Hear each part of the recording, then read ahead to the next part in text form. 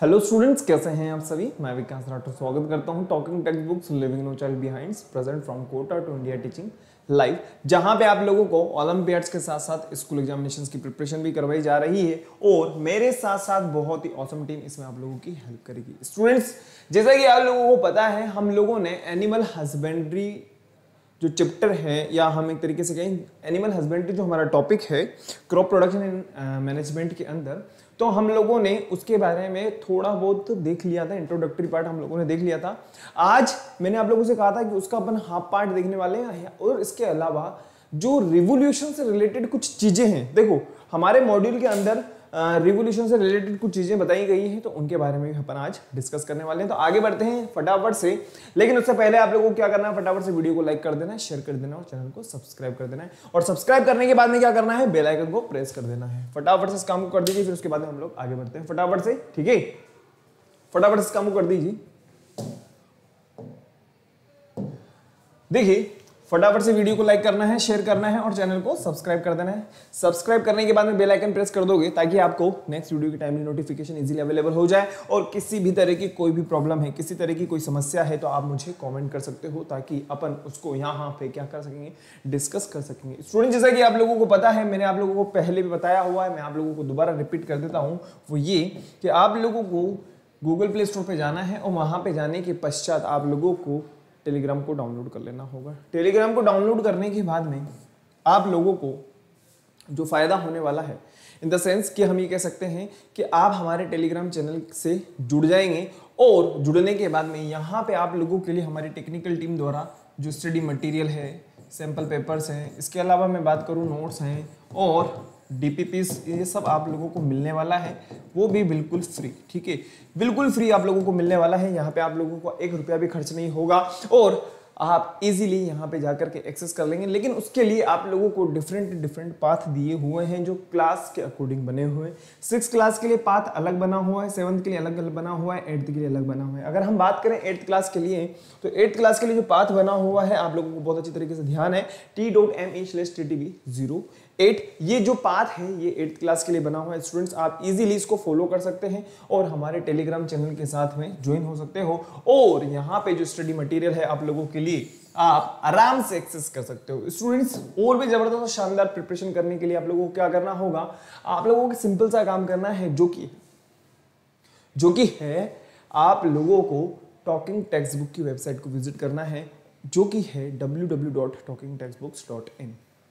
अब जैसे ही आप यहाँ पे आओगे तो आपको आपकी रिलेवेंट क्लास के अकॉर्डिंग देखना होगा। जैसा कि आप लोगों को पता है 6th 7th 8th की अगर हम बात करें तो 8th क्लास के अंदर आप लोगों को क्या क्या मिल रहा है students, comprehensive study material, live recorded classes, homework, quizzes, periodic test papers, ये सब आप लोगों को यहाँ पे इजीली अवेलेबल है।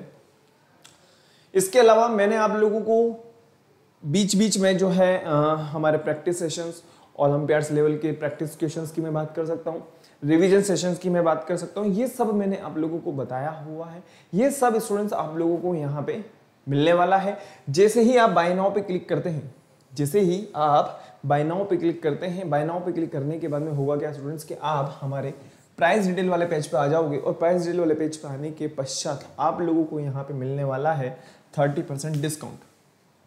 अब इस डिस्काउंट का लाभ उठाने के लिए आप लोगों को क्या करना होगा, आप लोगों को सिंपल सा काम करना है, जो कि है मेरा कोड VR Live। ये कोड आप लोगों को अप्लाई कर देना है और जैसे ही आप इस कोड को अप्लाई करते हो तो होगा क्या, 30% डिस्काउंट मिल जाएगा। कहने का मतलब ये जो अमाउंट यहाँ पे आप लोगों को नजर आ रहा है, इसका 30%, कहने का मतलब 2700। आप लोगों को 2700 का डिडक्शन मिल जाएगा, डिस्काउंट मिल जाएगा और पेबल अमाउंट जितना रहेगा आप लोगों को बहुत अच्छी तरीके से पता है, मात्र 6300।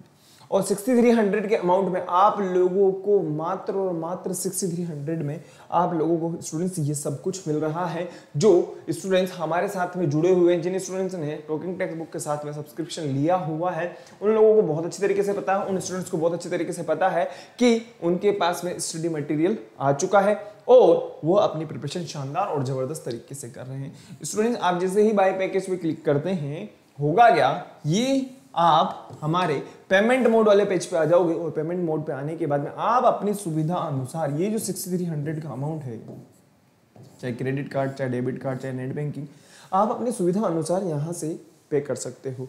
जैसे ही स्टूडेंट्स आपको अगर मान लीजिए किसी तरह की कोई समस्या फेस होती है या हो सकता है मे बी कि आपको कोई क्वेश्चन करना हो, कोई किसी तरह की संभावना हो, कोई आपके दिमाग में शंका आ रही हो सकता है कि यार मेरे को ये प्रॉब्लम है, मैं किस तरीके से फेस करूं, इसको किस तरीके से शॉर्ट आउट करूं, इसका कैसे समाधान मिलेगा, इसका कैसे सॉल्यूशन मिलेगा।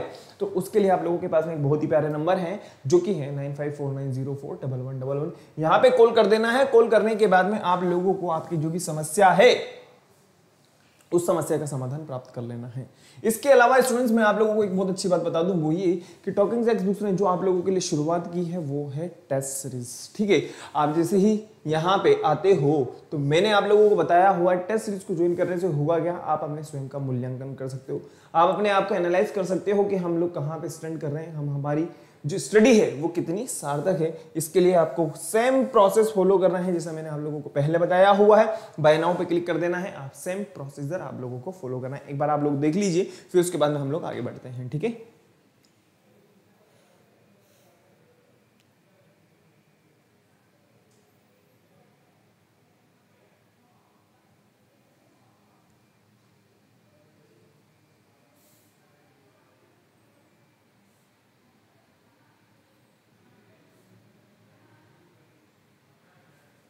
चलें,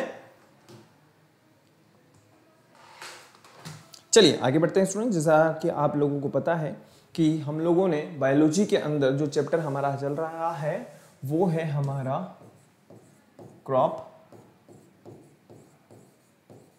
प्रोडक्शन, और इसके अंदर हम क्रॉप से रिलेटेड हर बात को कर चुके हैं। और अब जो हम देख रहे हैं वो है हमारा एनिमल हस्बेंड्री। ठीक है, और एनिमल हस्बेंड्री में भी मैंने आप लोगों को जो इंट्रोडक्टरी पार्ट था वो शायद पहले भी बताया हुआ है। ठीक है, इंट्रोडक्टरी पार्ट में आप लोगों को बता चुका हूं, लेकिन डिटेल में हम लोग जो है आज देख रहे हैं। ठीक है, और यहाँ पे हम लोगों ने जो है इससे पहले वाली क्लास के अंदर क्रॉप प्रोडक्शन के सभी क्वेश्चंस को देख लिया था, और मैं आज आप लोगों को इसके अलावा जो रिवोल्यूशन से रिलेटेड बातें हैं उनके बारे में भी आज हम लोगों को क्लियर कर देंगे। आज लगभग हमारा जो चैप्टर है वो लगभग खत्म हो चुका होगा। आगे बढ़ते हैं फटाफट से, लेकिन उससे पहले आप लोगों को क्या करना है, हमारा cardinal promise. I promise to listen to the complete lecture and make proper notes of it so that I can become a smart student. I promise to listen to the complete lecture and make proper notes of it so that I can become a smart student.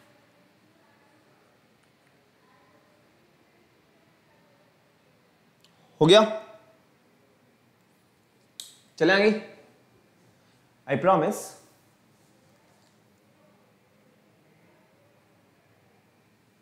चलिए आगे बढ़ते हैं students फटाफट से।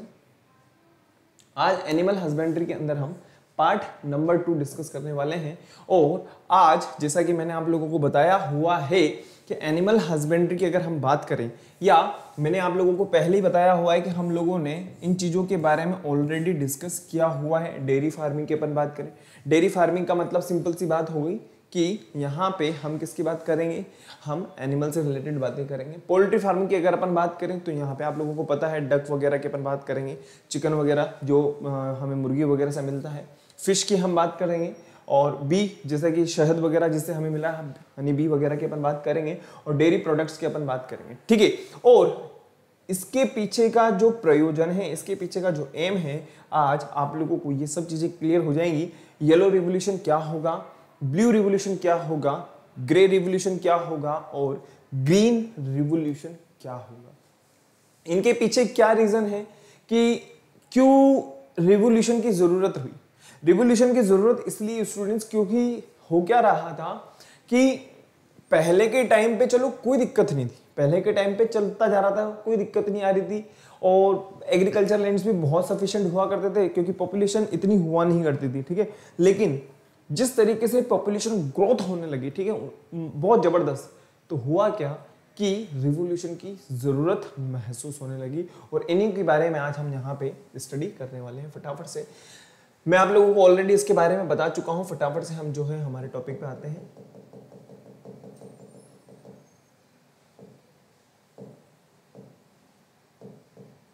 एक minute.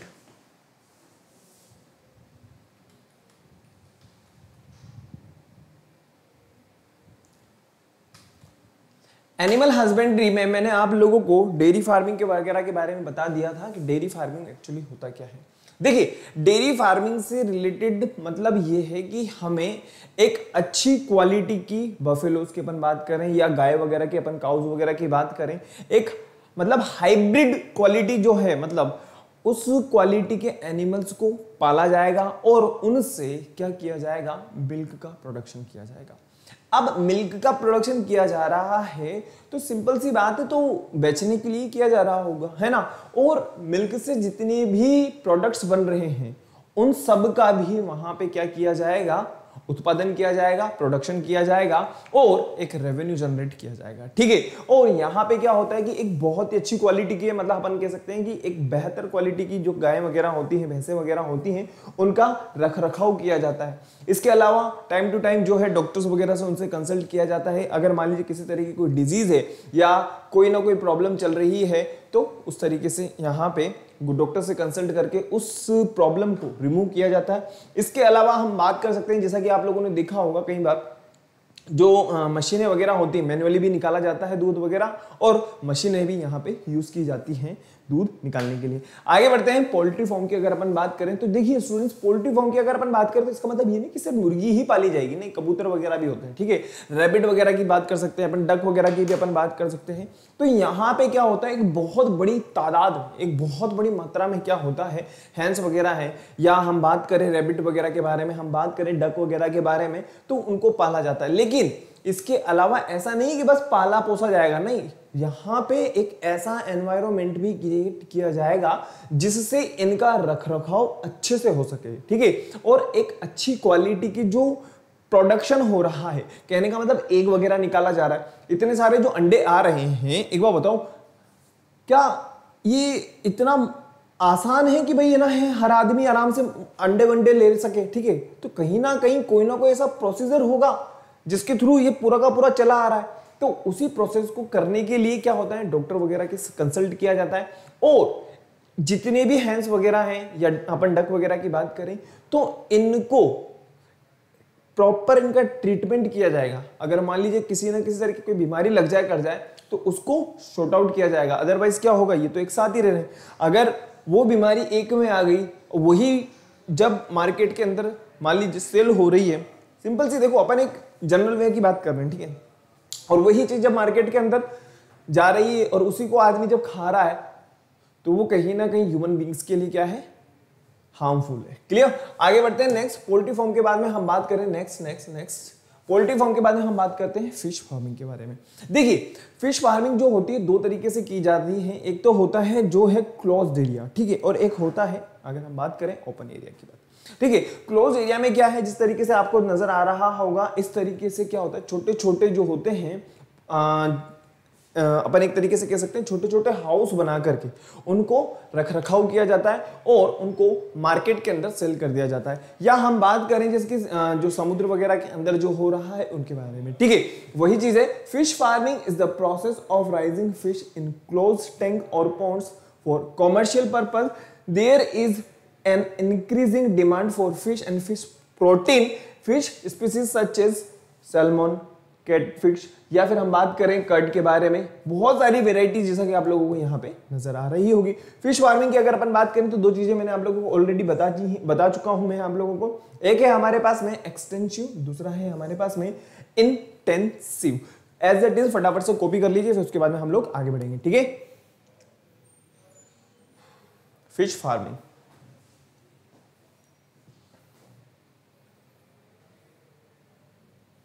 हो गया sir, अभी तो जस्ट लिखा ही है, चलिए लिख लीजिए, फटाफट से लिख लीजिए बेटा।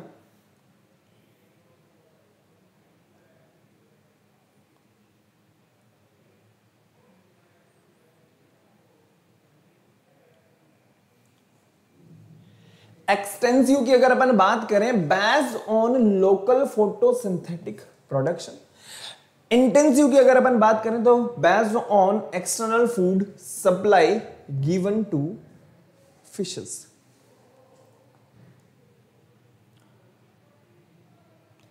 ये तो बहुत ही कम एग्जाम्पल्स हैं, लेकिन हाँ ये है कि बहुत बड़ी मात्रा में जो है यहाँ पे इनका रख रखाव किया जाता है।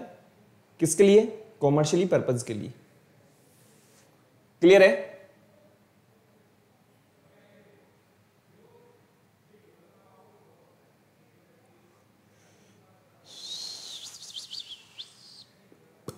चले,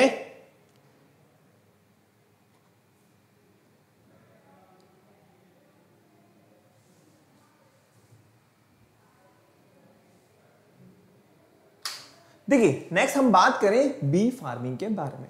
जैसा कि आप लोगों को पता है कि अगर अपन बात करें आयुर्वेदा के बारे में, तो आयुर्वेदा के अंदर जो हनी है उसका तो एक बहुत ही इंपॉर्टेंट रोल है भाई, ठीक है।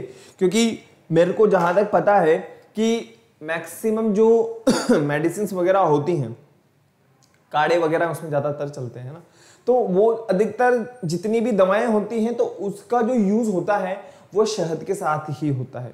हालांकि हम लोगों ने कई बार देखा हुआ है कि बड़ी बड़ी जो इमारतें होती हैं, टंकियां वगैरह देखा होगा आप लोगों ने, जो सोसाइटी की टंकियां वगैरह होती हैं, तो वहां पे क्या होता है, बी वगैरह के जो होते हैं छत्ते होते हैं, मधुमक्खी के छत्ते होते हैं। लेकिन अब हमें एक अच्छी क्वालिटी का शहद अगर इकट्ठा करना है, उसको एक जो मान लीजिए कि हमें कॉमर्शियली पर्पज से करना है ऐसा, तो अब वहां पे चढ़ना, ठीक है, अपने आप में बहुत बड़ा रिस्की है। पहले के टाइम पे क्या हुआ करता था, जो एक्सपर्ट्स होते थे वही जाया करते थे। लेकिन अब क्या है कि इसके लिए भी एक प्रोसेस फॉलो किया जा रहा है ताकि एक अच्छी क्वालिटी का जो है बी हनी जो है हम इजीली इकट्ठा कर सकें। This is known as bee farming.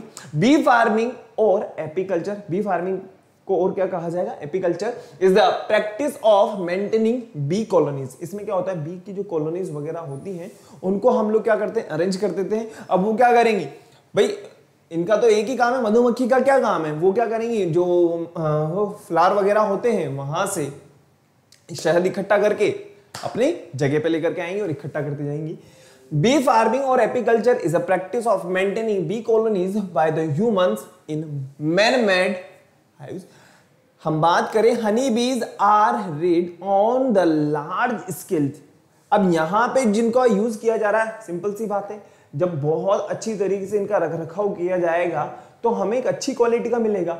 मैंने बहुत अच्छी तरीके से देखा हुआ है कि एक बार ऊंची बिल्डिंग पे जो है वो बना हुआ था, उसमें से कुछ तो नीचे गिर जाता है, ठीक है, कुछ जो है हम इकट्ठा कर लेते हैं। अब जो नीचे गिर चुका है, क्या हम उसको रिमूव थोड़ी ना कर पाएंगे, कितना टाइम तक हम कर सकते हैं, ठीक है। लेकिन यहाँ पे जो यूज कर रहे हैं हम लोग बहुत ही तरीके से और बहुत ही एक प्रोसेस को फॉलो कर रहे हैं, जिससे एक अच्छी क्वालिटी और एक अच्छा बेहतर जो हनी है हम यहाँ से इकट्ठा कर सकते हैं। नेक्स्ट हम बात करें, they are also used by the beekeepers for the same purpose. The place where bee are kept known as the apiary or bee yard. जैसा कि आप लोगों को पता है कि जहां पे इनको पाला पोसा जाएगा उसे क्या कहा जाएगा, बी यार्ड कहा जाएगा। एज अ डिस को भी कर लीजिए बेटा, फिर उसके बाद में हम लोग जो है आगे बढ़ेंगे, ठीक है।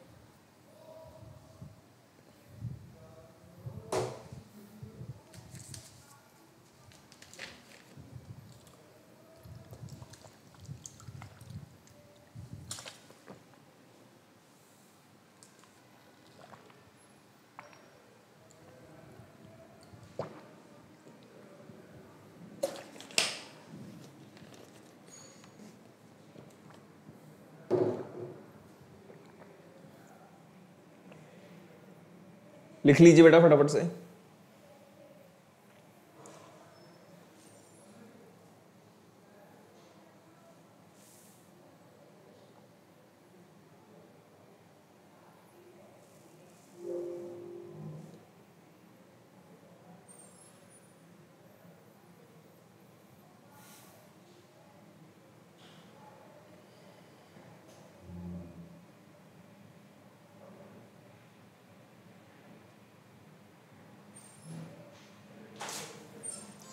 चले आगे।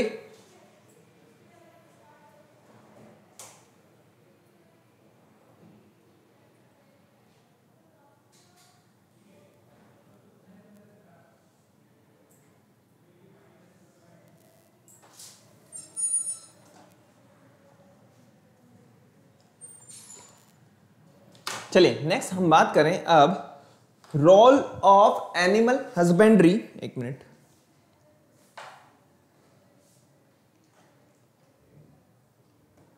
एक मिनट रुकिएगा बेटा।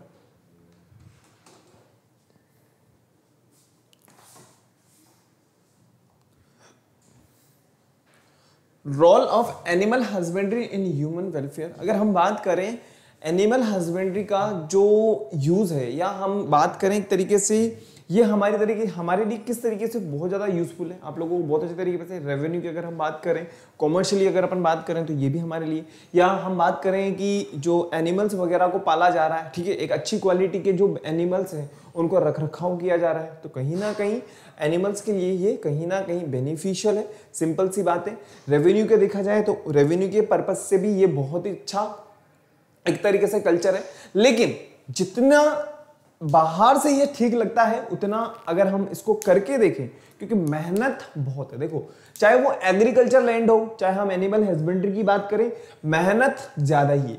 अगर मान ली गलती से अगर हम जानवर की किसी लैंग्वेज को नहीं समझ पा रहे, क्योंकि आप लोगों को बहुत अच्छे तरीके से पता होगा कि इनकी भी कुछ ना कुछ साइन वगैरह होते हैं जब हमें कुछ ना कुछ इनके साथ में या फिर इनके लिए हमें देना होना होता है, ठीक है। तो वो अगर हम उस लैंग्वेज को नहीं समझ पा रहे हैं तो ये एनिमल के लिए कहीं ना कहीं घातक हो सकता है, उनके लिए बहुत ज्यादा प्रॉब्लम क्रिएट कर सकता है, ठीक है।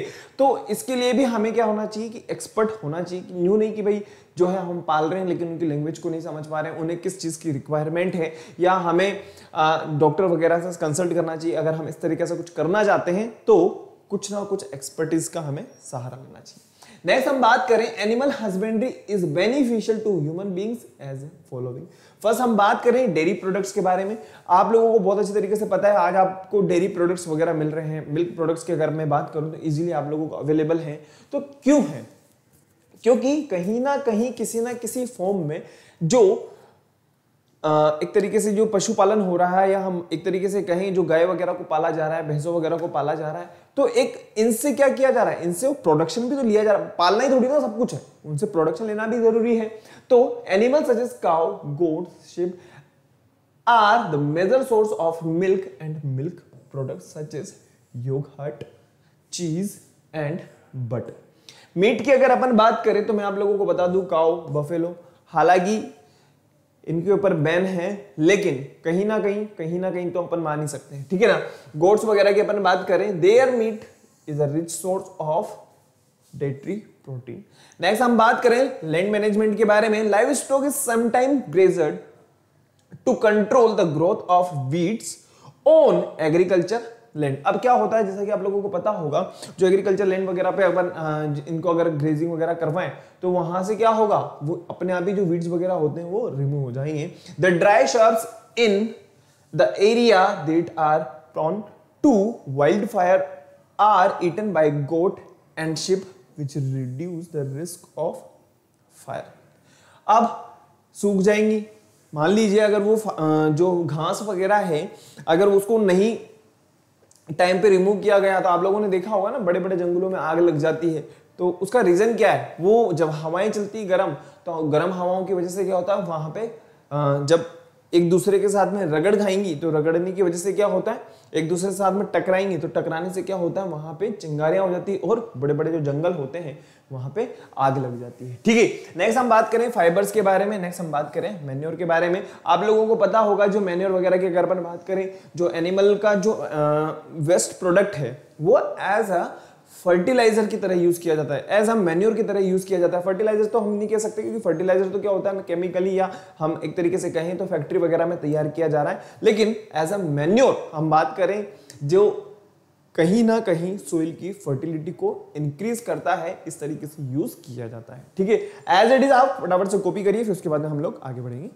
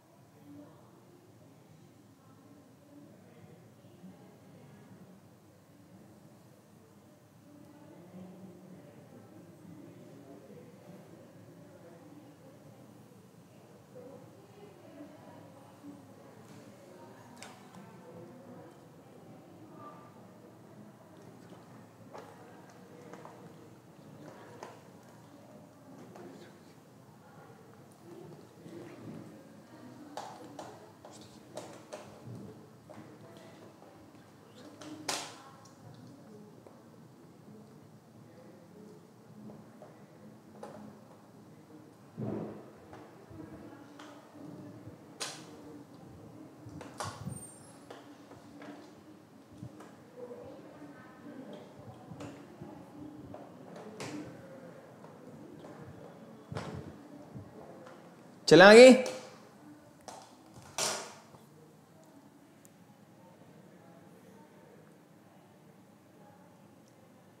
चलिए आगे बढ़ते हैं नेक्स्ट। देखिए स्टूडेंट्स, हम बात करें लेबर वगैरह के बारे में। Animal are the source of non human labour, ठीक है।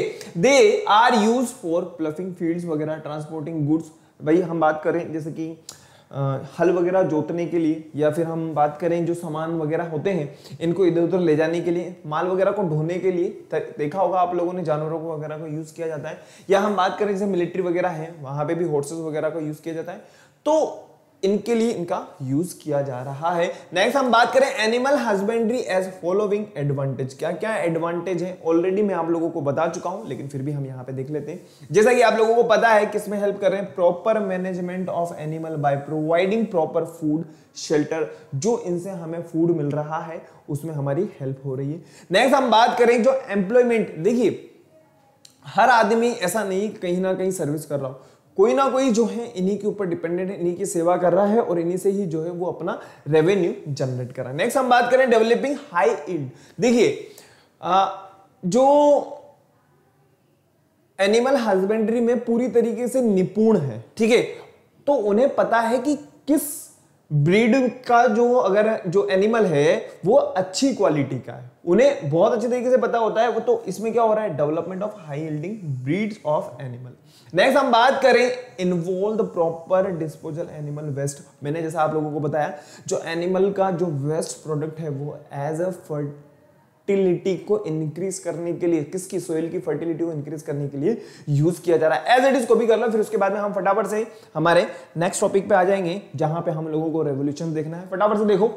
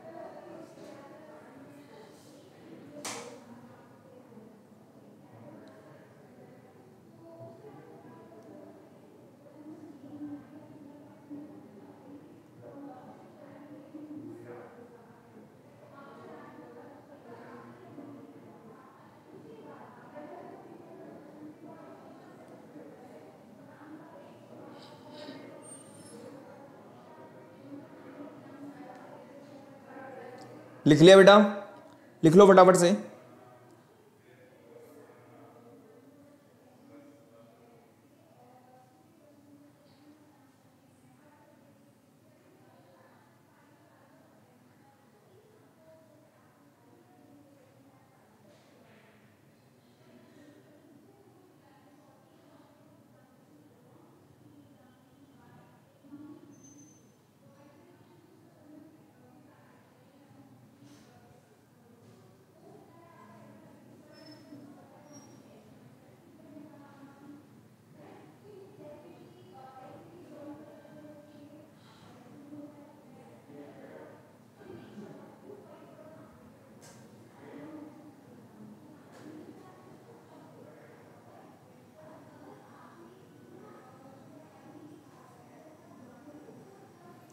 ओके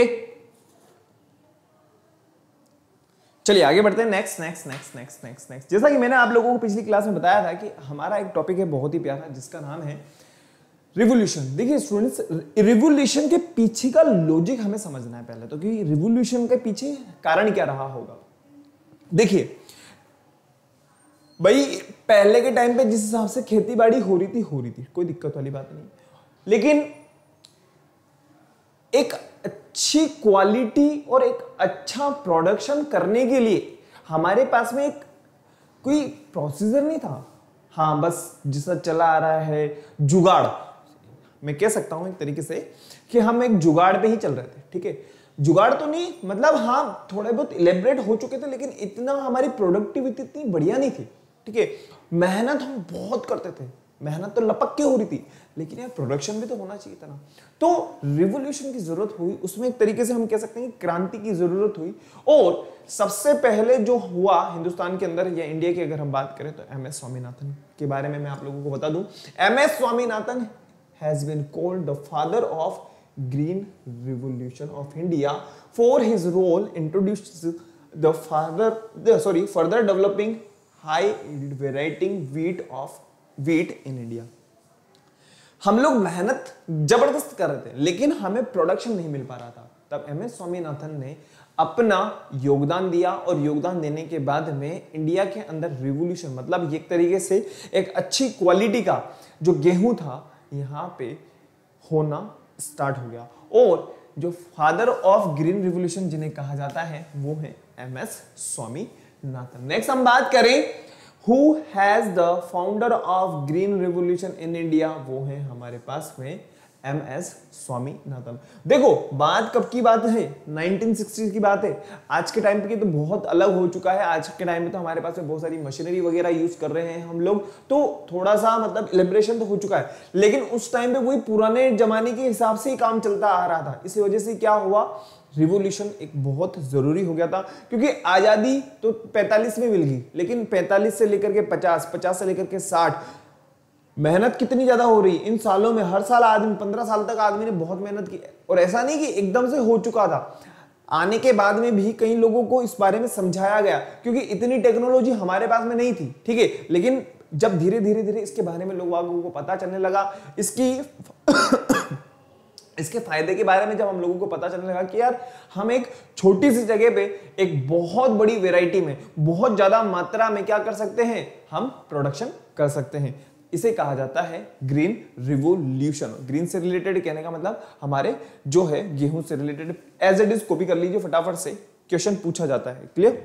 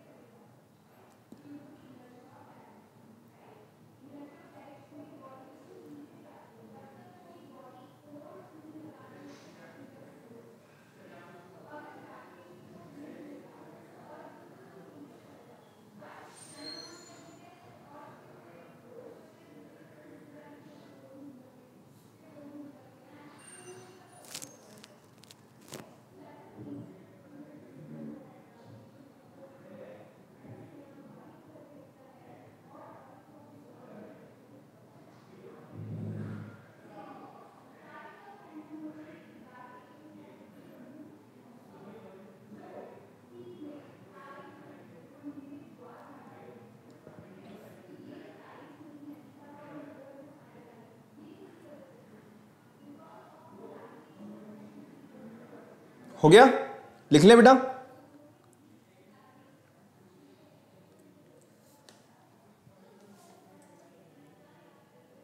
चलिए आगे बढ़ते हैं। नेक्स्ट देखो, ब्लू रिवॉल्यूशन की अगर अपन बात करें तो ब्लू रिवॉल्यूशन आप खुद समझिए, ब्लू रिवॉल्यूशन किससे रिलेटेड होगा। ब्लू रिवॉल्यूशन जो रिलेटेड है वो है एक्वेटिक एनिमल के साथ में। एक्वेटिक एनिमल मतलब हम बात कर सकते हैं फिश वगैरह के बारे में, इनसे रिलेटेड है।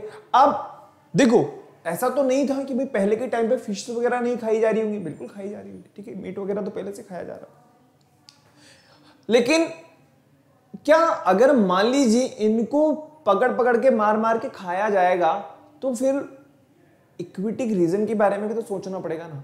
तो उसमें जिस तरीके से रिवोल्यूशन हुए, उसमें जिस तरीके से इलेब्रेशन हुए, that is known as blue revolution. Blue revolution की अगर अपन बात करें, जो किससे रिलेटेड होगा, एक्वा कल्चर के साथ में रिलेटेड होगा। किसके साथ में रिलेटेड होगा? एक्वा कल्चर, मतलब एक्वेटिक एनिमल्स के साथ में रिलेटेड होगा। व्हाइट रिवोल्यूशन की अगर अपन बात करें, व्हाइट रिवोल्यूशन किससे रिलेटेड होगा? व्हाइट रिवोल्यूशन समझिए, व्हाइट रिवोल्यूशन का सिंपल सा मतलब हो गया हमारे मिल्क प्रोडक्ट से, ठीक है।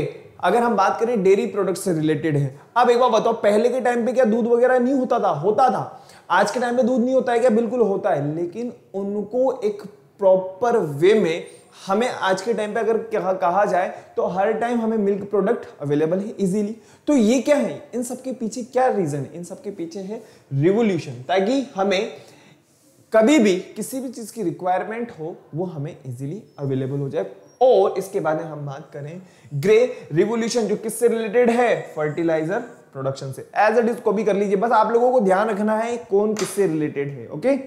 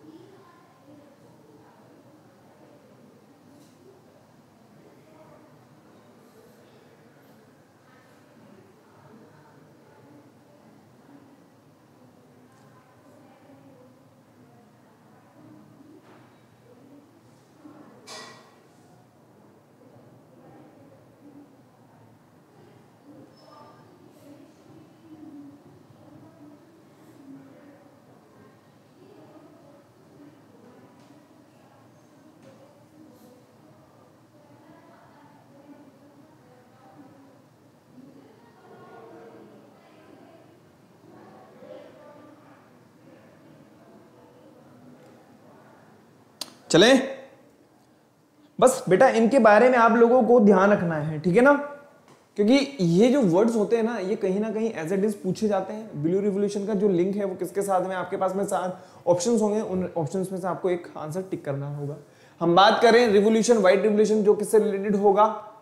सिंपल सी बात है, हम बात करें जैसे कि जो मिल्क प्रोडक्शन हो रहा है उससे, और ये जो ऑपरेशन हुआ है ये कब बनाया गया था, थोड़ा बहुत इसके बारे में आप लोगों को ध्यान रखना है। ग्रे रिवोल्यूशन क्या है?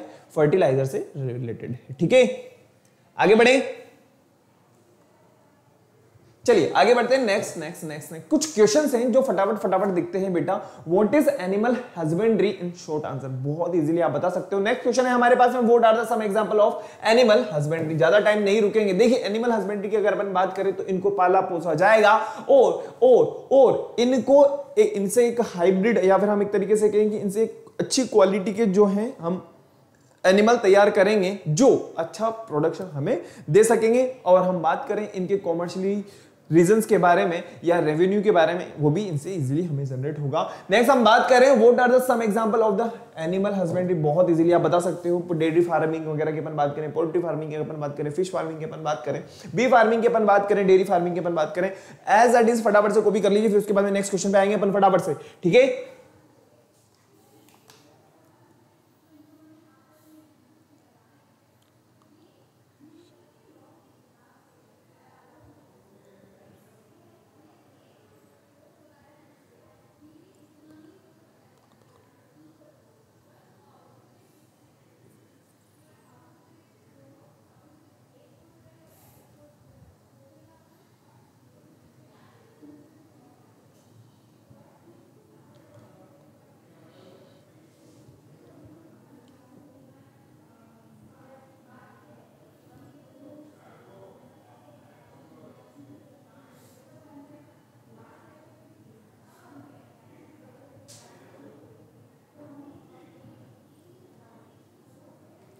चले आगे बेटा, लिख लिया होगा यार, है ना।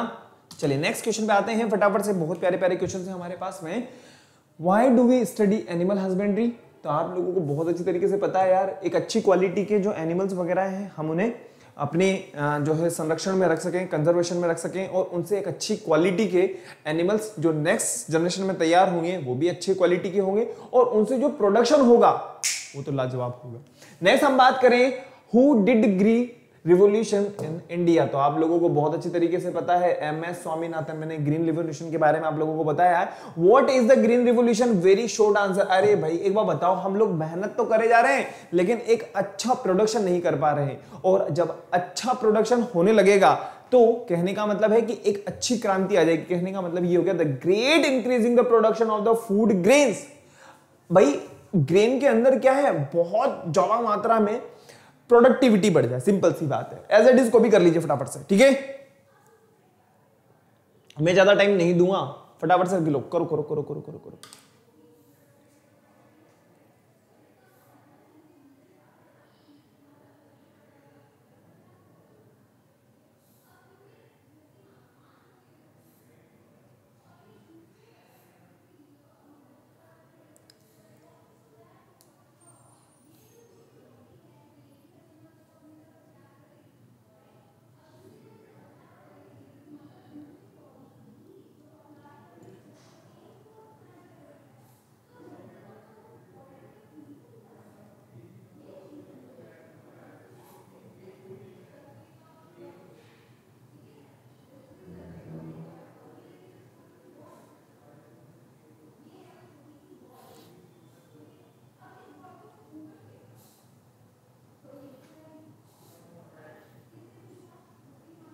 हो गया।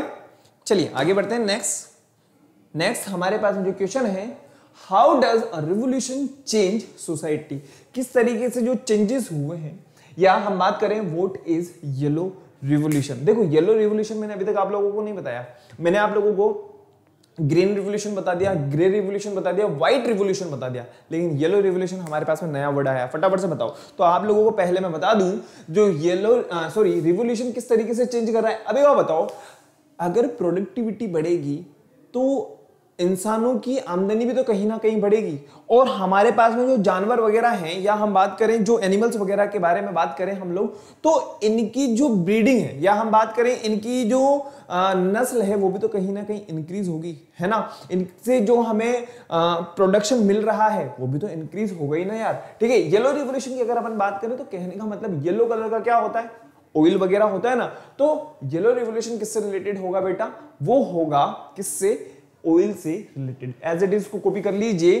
देखिए एडिबल ऑयल, मस्टर्ड ऑयल वगैरह की अपन बात करें, जब सोयाबीन वगैरह को बहुत बड़ी मात्रा में और उनसे जब ऑयल निकाला गया तो this process is known as yellow revolution. फटाफट से एज इट इज को कॉपी कर लीजिए फटाफट से।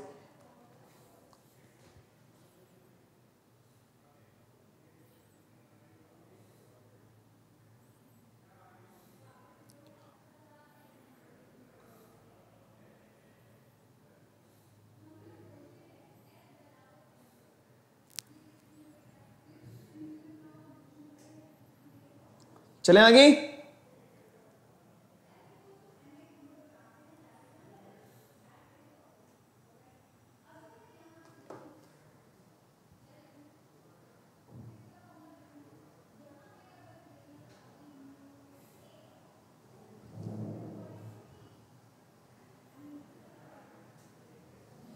चलिए आगे बढ़ते हैं। तो यहां पे स्टूडेंट्स हमारा जो है लगभग ये है कि आज मैंने आप लोगों का पूरा चैप्टर जो है क्रॉप प्रोडक्शन, इस समय जितने भी छोटी मोटी चीजें थी एनिमल हस्बेंड्री से रिलेटेड और क्रॉप से रिलेटेड, इसके अलावा रिवोल्यूशन से रिलेटेड, लगभग हम लोगों ने हर चीज को देखा है। सोर्स ऑफ फूड की अगर अपन बात करें, एनिमल सोर्स भी मैंने आप लोगों को डिस्कस कर लिया है, प्लांट सोर्स भी मैंने आप लोगों के साथ में डिस्कस कर लिया है। तो लगभग जो है हमारा ईच एंड एवरी चैप्टर का जो भी टॉपिक है सब कुछ हम लोगों ने यहाँ पे डिस्कस कर लिया है। मिलते हैं नेक्स्ट क्लास में और नए टॉपिक के साथ में, जहां पे हम लोग नई क्लास के अंदर नया चैप्टर डिस्कस करेंगे। तो आप लोगों को क्या करना है, फटाफट से वीडियो को लाइक कर देना है, शेयर कर देना है और चैनल को सब्सक्राइब कर देना है। सब्सक्राइब करने के बाद में आप लोगों को क्या करना होगा, बेल आइकन को प्रेस कर देना होगा ताकि आप लोगों को नेक्स्ट वीडियो की टाइमली नोटिफिकेशन मिल सके। और अगर किसी भी तरह की कोई भी प्रॉब्लम आ रही हो इस चैप्टर के अंदर, तो आप लोगों को क्या करना होगा, आप लोगों को ये करना होगा, फटाफट से कमेंट कर देना है, फटाफट से आप लोगों को किसी भी तरह की कोई भी दिक्कत लगे फटाफट से मुझे बता देना है। अगर आप लोग कहोगे कि सर अपन इससे रिलेटेड कुछ ओलंपियाड्स लेवल के क्वेश्चंस और कुछ प्रैक्टिस सेशंस के क्वेश्चंस देखें, तो उनको भी अपन देख लेंगे पक्का। लेकिन पहले आप लोग एक बार फटाफट से ये जो चैप्टर हमारा टोटल क्लास 6, कहने का मतलब ये है लेक्चर 6 के अंदर खत्म हुआ है, एक बार मैं चाहता हूं कि आप लोग सभी लेक्चर्स को स्टडी कर लें, उसके बाद में हम लोग नेक्स्ट क्लास के ऊपर बात करेंगे। थैंक यू, बाय, मिलते हैं नेक्स्ट क्लास में।